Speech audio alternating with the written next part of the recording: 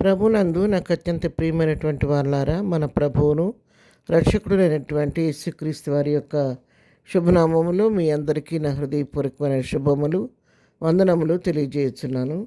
ఉదయకాల సమయంలో దేవుని వాక్యాన్ని ధ్యానం చేసుకుందాము. ఈరోజు వాక్య ధ్యానము కొరకు మనం తీసుకున్నటువంటి లేఖన భాగము మలాకీ గ్రంథము 4వ అధ్యాయము 2వ వచనం చదువుకుందాం. అయితే నా నామందు భయభక్తులు గలవారగు మీకు నీతి సూర్యుడు ఉదయించును, అతని రెక్కలు ఆరోగ్యము కలుగజేయును గనుక మీరు బయలుదేరి క్రొవ్విన దూడలు గంతులు వేయినట్లు గంతులు వేయుదురు. ఆమేన్. దేవుని నామమునకు మహిమ కలుగును గాక. ఇక్కడ చక్కని వాగ్దానంతో కూడిన వాక్య భాగాన్ని ఉదయకాలం మనం ధ్యానిస్తున్నాం ప్రియులారా. ఇక్కడ ఎవరైతే దేవుని నామమందు దేవుని యందు విశ్వాసం ఉంచుతారో, ఎవరైతే దేవుని యందు భయభక్తులు కలిగి ఉంటారో వారి జీవితంలో దేవుడు చేసే అద్భుత కార్యాన్ని గురించి ఇక్కడ రాయబడింది. ఎవరైతే ప్రభు యందు భయభక్తులు కలిగి ఉంటారో వారికి నీతి సూర్యుడు ఉదయిస్తాడంట. నీతి సూర్యుడు ఎవరు? నీతి సూర్యుడు మన ప్రభు అయినటువంటి యేసుక్రీస్తు. ఆయన మన మీద ఉదయించినప్పుడు ఏం జరుగుద్దంటే అతని రెక్కలు ఆరోగ్యము కలుగచేయను.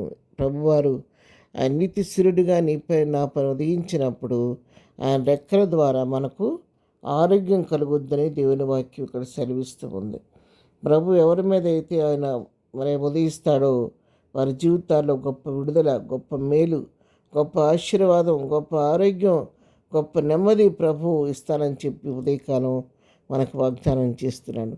ఎవరైతే అట్టి ఆరోగ్యాన్ని పొందుకుంటారో వారు ఎలాగుంటారంటే వారు క్రొవ్విన దూడల వలె గంతులు వేస్తూ ఉంటారని చెప్పని దేవుని వాక్యం సెలవిస్తూ ఉంది. క్రొవ్విన దూడలు ఒక చోట ఉండమని నిలబడవై అవి అక్కడే మనం ఆ వ్యాపారాన్ని ట్రై చేసిన ఆపోగానే అవి చక్క గంతులు వేసుకుంటూ దానికి ఇష్టమైనట్టుగా పరుగులు తీస్తూ గంతులు వేస్తూ ఉంటాయి. ఆ విధంగా బలం పొందుకున్నటువంటి ఆరోగ్యం పొందుకున్నటువంటి వారు ఎట్లుంటారంటే క్రొవ్విన దూడల వలె గంతులు వేస్తూ ఉంటారని చెప్పి దేవుని వాక్యం సెలవిస్తూ ఉంది. ఉదయకాలం వాక్యం ప్రియులారా, వాక్యం నీతో నాతో ప్రస్తుతిగా మాట్లాడుతుండగా మీరు ఏ స్థితిలో ఉండి దేవుని వాక్యం వింటున్నారో నాకైతే తెలియదు. కానీ మీకున్న బలహీనతలు, మీకున్న సమస్యలు, మీకున్న ఆరోగ్యాలు నాకు తెలియదు, కానీ ప్రభువు తెలుసు. కనుక మీరు ఏ హృదయంతో ఏ పరిస్థితులను వాక్యం విన్నప్పుడు కూడా ఉదయకాలం ప్రభు నీకు నాకు ఇస్తున్నట్టు అభయం, నీతి సూర్యుడిగా నేను నీపై ఉదయించబోతున్నాను, నా రెక్కల ద్వారా నీకు ఆరోగ్యం కలుగు చేయబోతున్నానని చెప్పి దేవుడు మనకు అభయం ఇస్తుండగా, వాగ్దానం చేస్తుండగా మనం చేయవలసింది విశ్వసించడం మాత్రమే. వాక్యాన్ని నమ్మండి. హృదయపూర్వకంగా మౌత్ తెరిచి ప్రభు సన్నిధిలో ప్రార్థన చేద్దాం. ప్రభువా, ఉదయకాల సమయంలో నా పైన ఉదయించండి. అనేక రకాల బలహీనతలతో కొట్టబడుతున్న నా మీద మీరు ఉదయించండి. నాకు విడుదల దయచే, నెమ్మది దయచే, నాకు ఆరోగ్యం దయచేయమని ప్రభువుని బ్రతిమాలుకుంటే ఆయన ఉదయకాలం నీ పైన నా పైన ఉదయించి మనకున్న ప్రతి అనారోగ్యాన్ని దొండగొట్టి పరిపూర్ణ స్వస్థ ఆరోగ్యం ఇచ్చి మనల్ని కూడా క్రొవ్విన దూడల వలె గంతులు వేయినట్లుగా ప్రభు మనకు సహాయం చేస్తాడు. కాబట్టి ప్రభు ఇచ్చిన వాగ్దానాన్ని నమ్ముదాము. వాక్యాన్ని పట్టుకొని ప్రభు సన్నిధిలో ప్రార్థన చేసి ప్రభు ఇచ్చే దైవికమైన స్వస్థతను, శారీరకమైన స్వస్థతను పొందుకొని ప్రభు కృపలో క్రొవ్విన దూడలు గంతులు వేస్తూ ప్రభు కృపలో ప్రభు బలపడి ప్రభు చిత్తానుసారంగా ప్రభు యొక్క పనిలో ముందుకు సాగిపోదాం.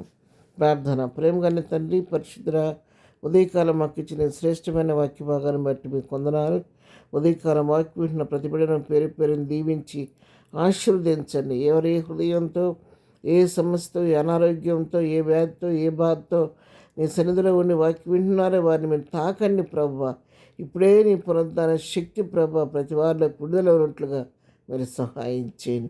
యేసు నామములో ఆరోగ్యం కలుగు చేసే రెక్కల ద్వారా ప్రతి బిడ్డకి కావలసిన పరిపూర్ణమైన స్వస్థత, ఆరోగ్యం దయచేసి క్రొవ్విన దూడలో గంతులు వేసే కృప ప్రతి వారికి దయచేయమని ప్రతి బిడ్డ పట్ల మీరు కృప చూపించండి.